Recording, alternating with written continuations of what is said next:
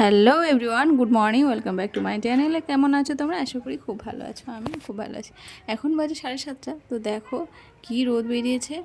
এই রোদে বেরোনোই যাবে না। এত সকালে যদি এত রোদ থাকে তাহলে বেলা পড়লে তাহলে কতটা রোদ পড়ে, বাপরে বাপ। আমি তো এরকম রোদ কখনোই দেখিনি। গত বছর এত রোদ পড়েছে আর এই বছর মানে কি বলবো। আর আমরা উপরে ঘরে থাকি, মানে প্রচণ্ড গরম।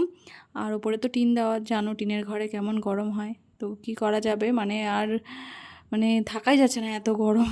যাই হোক, তো ইভান এখনও ঘুমাচ্ছে। আর এদিকে ওর জন্য প্যানকেক করেছি আর আমার জন্য ওটস বানিয়েছি সকালবেলা। আর ইভানের পাপা আজকে তো বললো সকালবেলা গরমের মধ্যে ব্রেকফাস্ট কিছু ভালো লাগছে না, ছাতু খাবো। তো ছাতুও গুলে খেয়ে নিয়েছে। আর এইদিকে আমি ওর জন্য আলু সিদ্ধ করে ভেজে নিয়েছি, ও খেয়ে নিয়েছে, আমি ওটস খেয়ে নিয়েছি। তারপরে স্নান করে এসেছি। ইভানের পাপা তো সিদ্ধ ভাত খেয়ে ক্লাসে চলে গেছে। আর আমি এখানে ডাল সিদ্ধ আর ডিম ভাজতে আসলাম আর কি।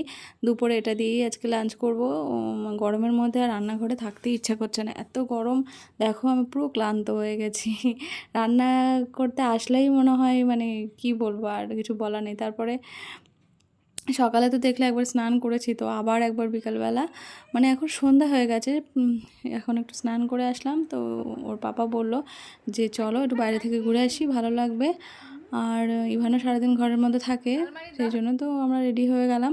আর কিছু কেনাকাটি করার আছে, টুকিটাকি জিনিস কিনবো আর কি ইভানের জন্য।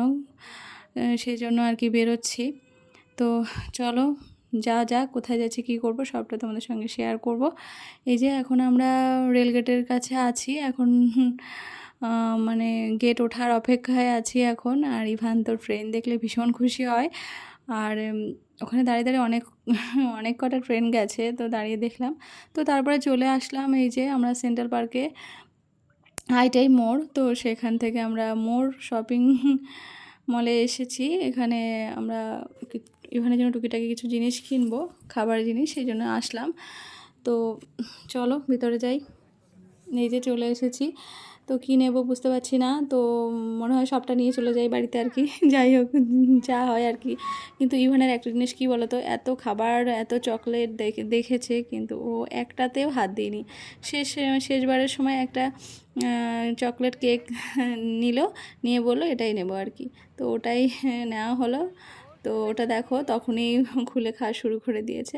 তো ওখান থেকে খাওয়া মানে ও খেলো আর আমরা বেরিয়ে আসলাম। আসার পরে আসলাম এই যে মাটনের দোকানে।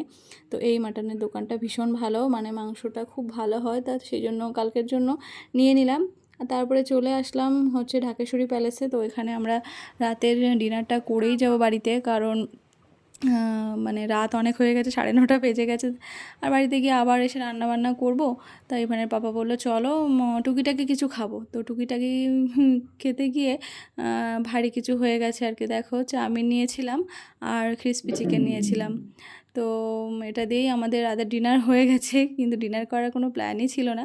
কিন্তু খিদে পেয়ে গেছিলো কিন্তু বড্ড জোর, কিন্তু কী করব, সেটাই খেয়ে নিয়েছি।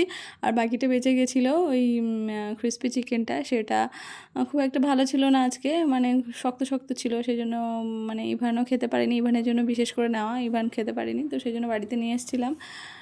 আর দেন ওখান থেকে খাওয়া দাওয়া সেরে তো ওই যে বাইরেটা বেরিয়েছি। বাইরেটা বেরিয়েও তখনও গরম, মানে কি বলবো, বৃষ্টি না হলে না আর ভালো লাগছে না। তো দেন ওখান থেকে ফিরে এসেছি। ফিরে আসার পর একটু ছবি টবি তুললাম, ভিডিও করলাম। দেন তারপরে বাড়িতে চলে আসার সময় তো একটা দোকান থেকে কোল্ড ড্রিঙ্কস কিনলাম, মানে লিমকা। তো নিয়ে এসে এই যে খাওয়া শুরু করে দিয়েছি। তো চলো আজকের ব্লগটা এখানেই এন্ড করছি। তোমরা ভালো থেকো, সুস্থ থেকো, গুড নাইট, টাটা।